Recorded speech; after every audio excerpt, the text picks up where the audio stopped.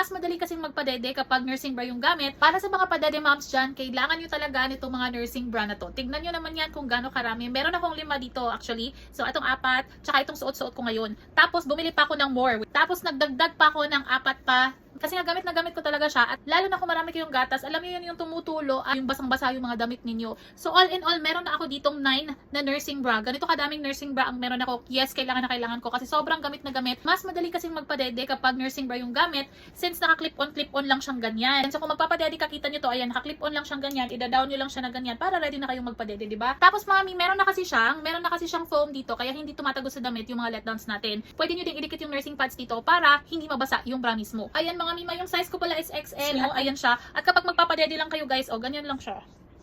Snap nyo lang siya ng ganyan. Pak! O, diba? Tapos ready to dede na. Tapos kapag tapos na,